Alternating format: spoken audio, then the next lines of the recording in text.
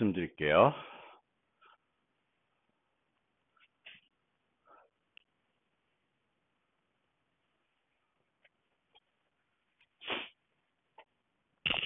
반복문은 일련의 문장들을 여러 번 반복하는 거죠. 그래서 그 반복하는 조건이 있을 거고, 그래서 반복문은 제어줄과 몸체로 구성이 되어 있습니다. 뭐 다 아시는 거죠. 그리고 반복문을 작성할 때 주의할 점은 무한 루프가 걸리지 않게 작성을 해야 되겠죠. 무한 루프가 걸리면 프로그램이 죽지는 않는데 내 원하는 결과들을 안 내고 있겠죠. 그래서 무한 루프가 안 걸리게끔 잘 작성을 해주셔야 됩니다.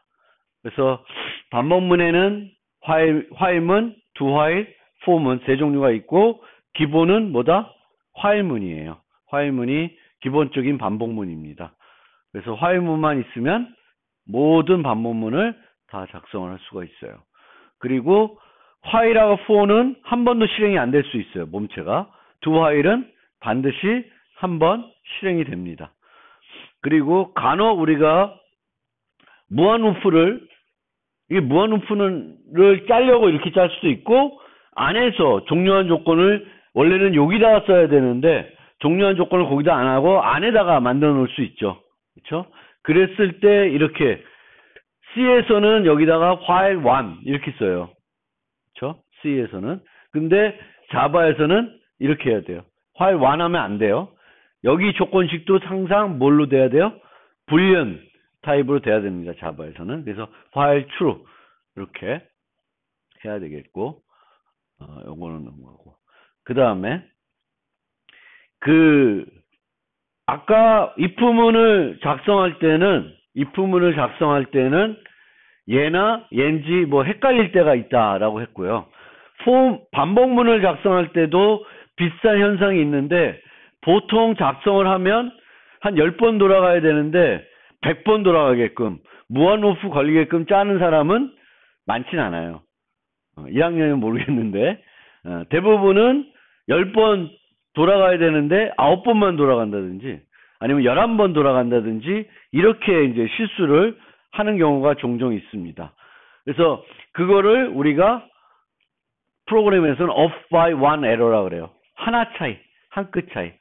한 번 적게, 한 번 많게 돌아가는 문제점입니다. 근데 그거는 보통 초기 값을 잘못해서 그럴 수도 있고요. 요 안에 들어가는 요 조건식을 잘못 만들어서 그렇게 될 수도 있어요. 그러면 요런 프로그램을 내가 짜야 된다. 투자가 2배가 되기 위한 연수를 계산해라. 그래서 요 ES가 0인데 끝나고 나면 내가 투자한 돈이 2배가 된 해, 몇 년 걸리는지를 출력해주는, 계산해주는 프로그램을 짜려고 그래요. 그래서 현재 잔액이 있고, 이제 타겟 밸런스가 있을 텐데 2배가 되는, 그거를 이렇게 이제 짜는 거예요. 짜고 있습니다. 그러면 얘를 짜야 되는데, 이게 지금 맞는지 틀리는지 확인을 해야 될 거 아니에요. 그 확인을 할 때는 가장 쉬운 방법은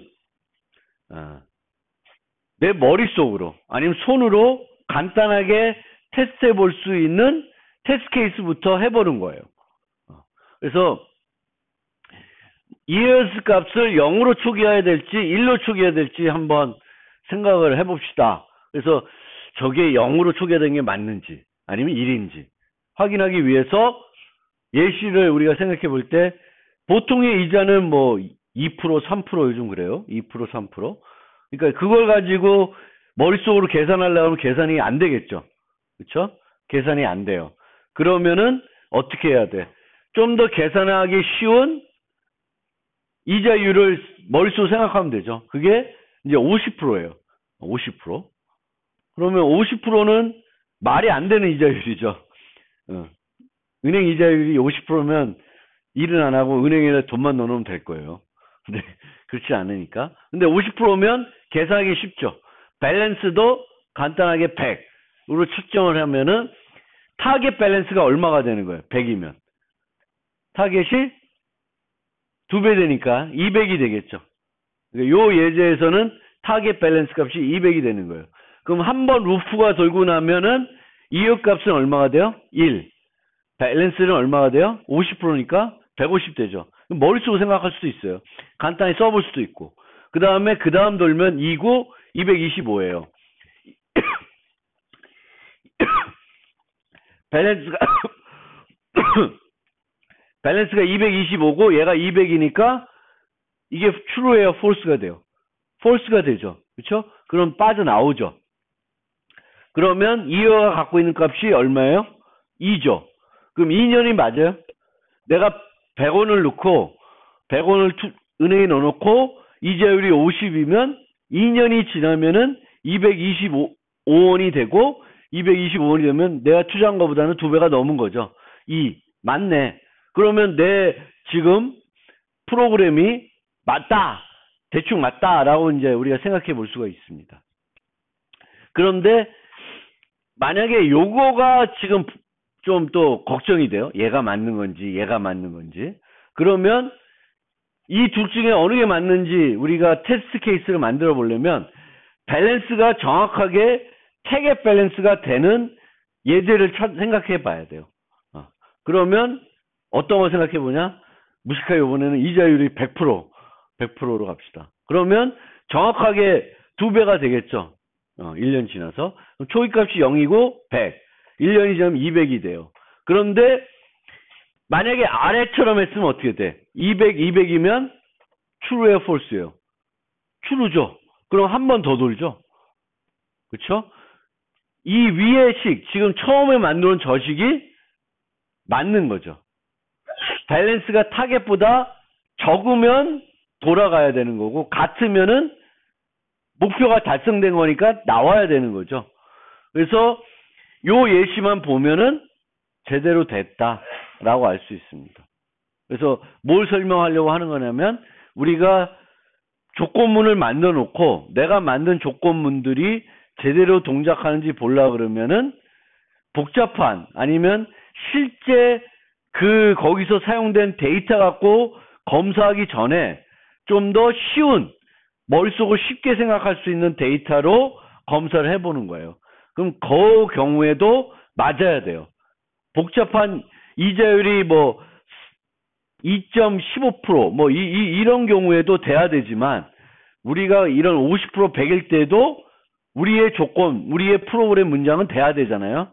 그러니까 좀 더 생각하기 쉬운 예제로 해보는 겁니다. 그러면 내 초기값이 아니면 내 조건식이 맞았는지 잘 검사를 해볼 수 있습니다. 그리고 이 off-by one 에러를 또 다른 말로는 fence post 에러라 그래요. fence post. 왜 fence post 에러냐면 펜스를 치면 2개의 펜스를 치면 기둥이 몇 개 필요해요? 3개 필요하죠. 그러니까 펜스의 수보다 기둥의 수는 늘 하나가 많아요. 근데 그거를 착각하는 15개 기둥을 세우면 몇 개의 구획이 필요하냐? 14개가 되는 거죠. 그렇죠? 30m 펜스를 제작해서 3m 강도로 기둥을 세우면 몇 개의 기둥이 필요하냐? 30으로 나누면 10개죠. 그러면 기둥은 11개가 필요해요. 10개가 아니라. 그래서 그렇게 이 off by one error 또는 fence post error라고 하는 것은 우리가 한 끗 차이로 뭔가 실수를 반복문에선 잘한다라는 거를 이제 예시로 하는 거예요. 그래서 이런 것도 집에 가서 한번 해보시면, 초기값이 init이고, 증가값이 increment일 때 최종값이 final value다. 그러면, 초기값이 2고, 증가는 3이고, 15 이상 될 때 몇 번 증가해야 되냐? 그러면은, 그거를 여기다 짤 거 아니에요. 그러면 간단한 거 가지고 해보면 되는 거죠. 이거 갖고 해보는 게 아니라. 저것도 간단하긴 한데. 그 다음에 이제 do while은 몸체가 최소 한 번 실행된다는 거고, 그 다음 for은 지금까지 3개의 그 반복문 중에서 이 조건, 제어 부분이 가장 복잡한 게 for문이죠. for문은 여기에 이렇게 세 구로 나눠져 있어요. init, condition, step. 그래서 순서대로 나타내면 init을 한 번만 하고요. condition 비교해서 false면 바로 나와요. 즉, 한 번 더 while문처럼 실행이 안 될 수 있죠. 그 다음에 몸체가 실행되고 step이 실행이 돼요. 이렇게. 그러면 뒤에 설명드릴 건데 break는 끝내는 거니까 상관이 없고 continue 문이 있죠. 그래서 몸체 내에서 continue를 만나면은 많은 사람들은 루프의 시작으로 간다고 생각을 해요. 근데 더 정확한 건 뭐예요? 루프의 끝으로 가는 거예요. 왜냐하면 여기서 끝으로 간다는 건 일로 가는 거예요. 그래서 스텝을 하는 거예요. 두 화일에서는 여기서 만나면 어디로 가요? 조건으로 가요. 화일문에서는 끝으로 가면 끝에 뭐가 있어요? 아무것도 없죠. 그럼 어디로 가요? 맨 앞으로 가는 거죠. 근데 여기서 생각할 때는 컨티뉴 만나면 시작으로 간다고 생각할 수도 있어요. 근데 화일문이나 두 화일이나 포문을 다 세 개를 같은 식으로 이해하려면은 컨티뉴는 어디로 가는 거예요? 루프의 끝으로 가는 거예요. 시작으로 하는 게 아니라. 루프를 시작으로 한다 그러면 잘못된 겁니다. 그래서 컨티뉴는 루프의 끝. 포문의 끝은 뭐가 있어요? 스텝. 그래서 이제 이렇게 많이 작성하죠. i는 0부터 n. 그러면 몇 번 돌아가요? 이거는 포문은 n번 들어가는 거예요. n번 돌아가는 게 됩니다. 우리는 늘 이제 이것도 이제 프로그래밍을 좀만 하다 보면 이게 되게 익숙해지는 거죠. 근데 처음에는 이게 익숙하지가 않아요. 왜 0부터 하지? 1부터 하는 게 맞을 것 같은데. 근데 여기가 1이 되면 여기가 뭐가 돼야 돼? equal n이 돼야 되죠.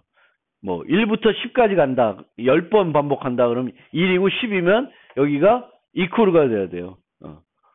근데 그게 막 헷갈리는데 이제 좀만 프로그램 하다 보면 이게 더 자연스러운 거고 이게 더 왜 더 자연스러우냐면은 우리가 이 포문을 이렇게 쓸 때 또 뭐랑 같이 많이 써요? 뭘 처리할 때 많이 써요? 배열을 처리할 때 많이 쓰고 배열의 세기는 뭐부터 시작해? 0부터 시작하죠. 그러니까 저렇게 익숙하게 하면 되겠고요. 모든 포문은 이런 식으로 바꾸면 화일문으로 작성할 수 있어요. 근데 포문을 이렇게 화일문으로 바꿔서 쓰진 않아요. 뒤에 설명드리겠지만. 그리고 포문에 사용되는 요 색인 변수는 여기다가 이제 C에서는 안 그랬는데 C++하고 자바부터는 포문 내에서 저 색인 변수를 선언해요. int i equal 0. 그러면 이 i 변수는 어디서만 의미를 가져요? 포문 내에서만 의미를 가집니다. 그러니까 이렇게 두 개를 연달아 작성해도 요 i와 요 i는 서로 다른 i예요. 그리고 가시 영역이 중첩이 안 되니까 문제가 안 돼요. 원래 자바에서는 저렇게 가시 영역이 지역 변수가 요 n하고 요 n은 중첩되죠. 이 n은 전체 f 함수가 가시 영역이고 요 n은 요 안에 거예요. 근데 가시 영역이 중첩이 되죠.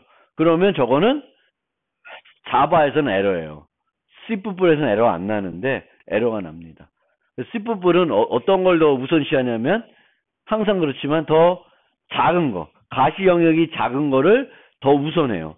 만약에 C++이다 그러면 여기서 n 쓰면 요 n이 아니라 요 n이 되겠죠. 그렇죠?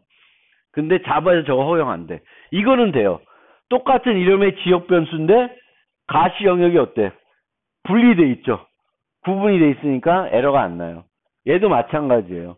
같은 함수 내에 포문을 두 번 쓰면서 int i equal 0 하면은 두 개는 이 i 변수가 중첩되지 않습니다. 근데 종종 요 화일문이 끝나고 포문이 끝나고 나도 i 값을 내가 필요할 때가 있어요. 그럴 때는 이렇게 놓으면 돼, 안 돼? 안 돼요. 그럴 때는 밖에다가 i를 선언해 주셔야 돼요. 그리고 포문은 요 콤마를 써서 좀 더 복잡하게 프로그램을 짤 수 있습니다. 그리고 이제 저렇게 짤 수 있다는 것을 과시하는 친구들도 있어요. 나 이렇게 되게 너는 10줄짜리인데 난 3줄래 짰어. 막. 그건 별거 아닙니다. 길게 짜더라도 가독성이 좋은 게 훨씬 더 좋은 거예요. 그래서 제 생각은 이렇게 짜느니 이렇게 짜는 게 더 좋다. 그러면 J를 무시하고 폼은 딱 보면 이 폼은 몇 번 돌아가요? 10번 돌아가는 게 눈에 탁 보이죠? 그게 제일 좋은 거예요. 폼은. 폼문의 색인 변수를 보고 요 제어주를 보면 얘는 몇 번 돌아간다라는 게 내 눈에 딱 보이는 것이 가장 좋은 프로그래밍 스타일 같아요. 가독성 측면에서. 그리고 하고 싶더라도 이렇게는 안 돼요. IJ, 그러니까 같은 변수를 선언할 수는 있는데 다른 타입의 변수를 이렇게 선언할 수는 없습니다. 제어줄에. 이건 안 돼요. 되려 그래도 안 돼요. 그리고 여기 주의해야 될 게 또 뭐 이거 폼문뿐만 아니라 모든 그런 곳에서도 not equal to n 이런 식으로 조건식을 세우는 것은 별로 바람직하지 않아요. 이 경우에는 어떻게 돼요? n이 홀수면 이거는 뭐 어떻게 돼? 무한 루프 걸려요. 왜? 0을 더하기 2씩 하면은 항상 i 값은 뭐가 돼? 짝수가 되겠죠. 절대 홀수가 안 되죠. 그래서 작성할 때는 요 4가지 가지고 해요. 포문은. 왜? 그러면 언젠가 증가하다 보면은 그거보다 커지겠죠. 또 감소시키다가 언제 보면은 그거보다는 작아질 거예요. 무한 루프는 안 걸리겠지. 근데 not equal 하면은 이거는 이 i 변수가 n의 그 특성에 따라서는 절대 i가 n이 안 될 수 있어요. 그러면 무한 루프 걸려버리지. 그래서 조건식 세울 때 not equal는 거의 안 쓴다. 그래서 이거는 그냥 참고로 우리 제일 많이 쓰는 게 요거죠. 그렇죠? 요거를 제일 많이 씁니다. 뭐 다 아는 거죠. 이거는 참고로 보시면 되겠고, 브레이크는 어디서 써요? 스위치에도 쓰이고 반복문에서 써요. 효과는 똑같아요. 어떻게? 해당 문을 종료시킵니다. 그 순간에. 스위치문을 종료시키고 반복문에서 브레이크를 만나면 해당 반복문이 종료돼요. 컨티뉴는 어디서만 쓰여요? 반복문에서 쓰이고 어디로 가요? 루프 시작? 루프 끝으로 가는 겁니다. 루프 끝. 그리고 모든 반복문들은 브레이크와 컨티뉴 없이 짤 수 있다 그래요. 그래서 옛날 저 학교 다닐 때, 대학교 때 배울 때는 교수님이 숙제로 브레이크 폼은 없이 짜라, 아니, 브레이크 컨티뉴 쓰지 말고 짜라고 훈련을 시켰어요. 되게 바보 같은 짓. 그 잘못된 거예요. 우리는 브레이크 폼은 필요하시면 언제든지 쓰세요. 그 잘못된 게 아닙니다. 필요할 때 쓰시는 거예요. 근데 알아는 두세요. 우리는 항상 브레이크 4 없이도 프로그램을 짤 수 있어요. 그런데 브레이크와 4 쓰는 게 훨씬 더 간결하고 더 이해하기가 쉽습니다. 제 입장은 그렇습니다. 그러니까 요걸 보고 예를 들면 이런 게 있어요. 루프 앤 하프 문제라 그래요. 루프 앤 하프 문제라는 거는 기본적인 직관적으로 생각을 했을 때 중단을 어디서 해요? 루프 중간에서 한다는 거예요. 그러니까 예를 들면 이게 뭐냐면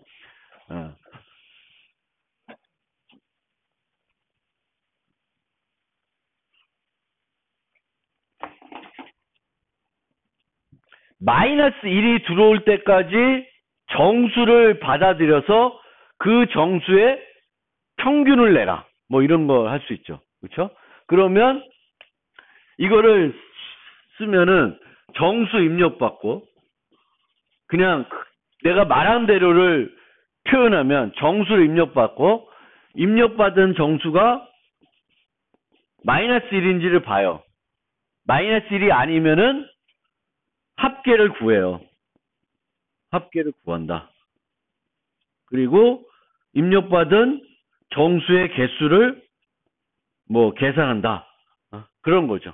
그러면 이 순서로 가면 정수를 입력받고 마이너스 1이면 밑에 거 안 하고 끝내고 마이너스 1이 아니면 요거 하고 그래서 나중에 합계를 그 그 개수만큼으로 나누어주면은 평균이 나오겠죠.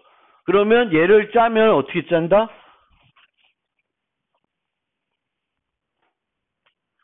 while true.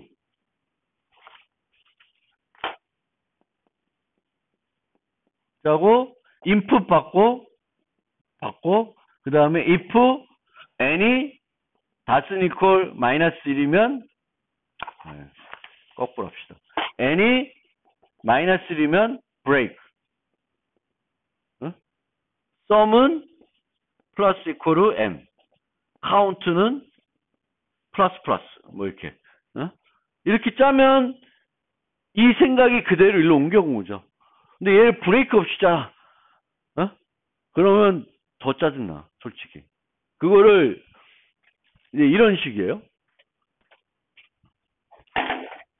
제가 말씀드린 건 이런 스타일이죠. 입력받은 게 끝이면은 브레이크하고 아니면 처리하고. 그렇게 돼 있는 거예요. 근데 만약에 얘를 브레이크 없이 쓰려고 그러면은 이런 식으로 훈련을 많이 받았어요, 저는. 어떻게? 입력을 미리 받아, 하나를 밖에서. 그래서 얘를 널로 그 마이너스 1이면, 이 경우에 마이너스 1인지 봐요. 마이너스 1이면 나오고, 마이너스 1이면 안에 들어가서 저 합계를 구하겠죠. 그 다음에 여기다가 또 뭐래요? 또 다시 입력을 받아요. 그리고 이렇게 도는 거지. 그러면 코드가 어떻게 돼 있어요? 입력받은 코드가 중복되죠.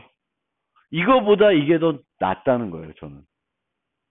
그러니까 우리가 여러분 보고 어떤 반복을 짜라. 반복을 짜랐더니 내 머릿속에 있는 생각은 이거예요. 이거는 뭐냐면은 어떤 흐름대로 진행을 하는데 그 흐름의 중간에서 종료되는 조건이 나온다는 거예요. 중간쯤에 가서. 그러면 어떻게 짠다? 그냥 while true 해놓고 짜는 거예요. 그리고 중간에 가서 뭘 하면 돼요? 그 조건이 되면 뭘 하면 돼? 브레이크 하면 된다는 거예요. 그렇게 짜는 게 훨씬 더 쉽고요. 짜놓고 읽어보면은 내 머릿속 생각하고 얘가 더 일치하는 거죠. 이렇게 가려고 그러면 이거는 내 생각을 바꿔줘야 돼요. 입력받고 마이너스 1이고 처리하고 다시 입력받고 뭐야 이거? 이 생각보다는 이게 훨씬 더 요렇게 짜는 게 쉽고 편리합니다. 그래서 요거를 좀 잘 알아두시면 됩니다. 나머지는 여러분들이 좀 보시면 될 것 같고요. 요거 하나 자바에 있는 특이한 게 하나 있는데 보통 요거 없을 때 여기서 브레이크 만나면 어떤 반복문을 중단시켜요? for를 중단시키죠. 그래서 브레이크와 컨티뉴는 뭐에 영향을 주냐면은 그 브레이크와 컨티뉴가 포함되어 있는 반복문에 영향을 주는 거예요. 그런데 이런 경우에 어떤 조건이 되면 중첩된 반복문을 만들어 놨는데 전체를 종료시키고 싶어요. 그러면 방법이 없어요. 여기서 브레이크 해놓고 또 조건을 따져서 또 브레이크 시켜줘야 돼요. 그쵸? 그러니까 그게 번거로우니까 뭘 만들었냐면 브레이크 레이블 해놨어요. 레이블 해가지고 바깥에 있는 내 거 말고 바깥에 있는 반복문을 종료시키게끔 하는 거예요. 근데 브레이크 레이블 하면 고우투 생각하면 브레이크 레이블 하면 어디로 가는 거예요? 요로 가는 거죠. 근데 요로 가는데 여기다가 레이블 해놓으면 완전 고우투 형태가 되니까 그렇게 안 하고 요 레이블 어디다 붙여요? 종료시키고 싶은 반복문 앞에다가 붙여요. 그러면 브레이크 레이블 하면은 뭘 죽이겠다는 거예요? 요 레이블이 붙은 바깥 반복문을 끝내겠다는 거예요. 그러니까 건너뛰어서 요 브레이크는 뭘 종료시켜요? for문. 요 브레이크는 while문을 종료시키는 역할을 합니다. 이게 기존 C++에 없는 그런 문법이에요. 자바에만 있는. 근데 요거를 알아두시면 되겠습니다. 시간이 남으니까 한 가지 프로그래밍 같이 해볼게요. 오랜만에 리트 코드 하는데 몇 번이냐면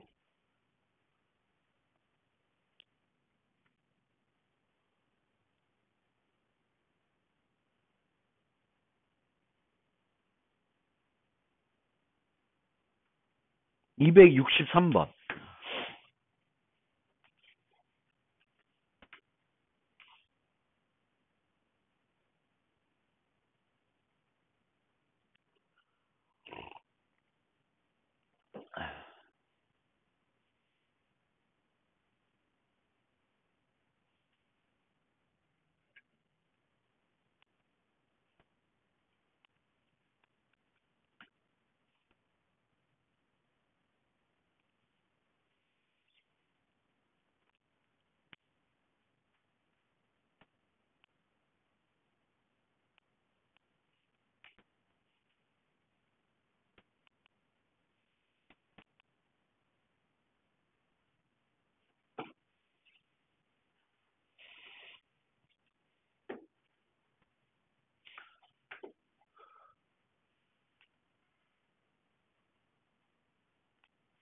(239번) 아, 236번. 6번. 아, 263번. 아, 죄송합니다. 263번. ugly number라고 할 거예요.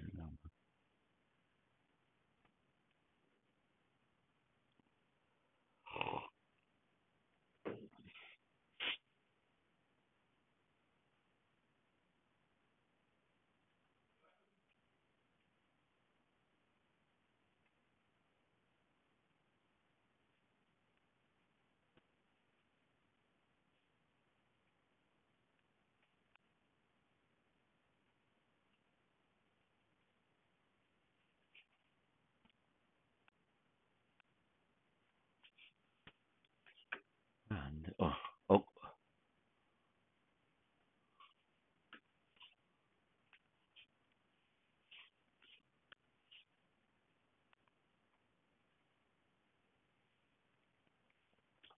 ugly number라는 걸 한번 해봅시다. Write a program to check whether given number is ugly. 그러니까 이 숫자가 ugly 숫자인지 아닌지를 찾으라고 하는 거예요. 근데 ugly 숫자는 뭐예요? positive numbers. 양의 정수예요. 잘 생각, 양의 정수. 그리고 그거의 소인수가 2, 3, 5만 들어있어야 돼요. 6과 8은 ugly number예요. 근데 14는 ugly number가 아니에요. 왜? 14는 소인수로 뭘 갖고 있어요? 7을 갖고 있죠. 그렇죠? 그래서 그리고 note 1은 typically treated as ugly number이고 input is within 32-bit signed integer range 라고 되어 있습니다.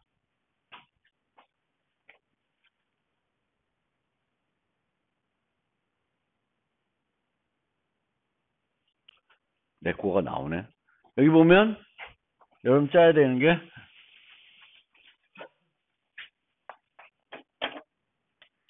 불 is ugly int num. 그러면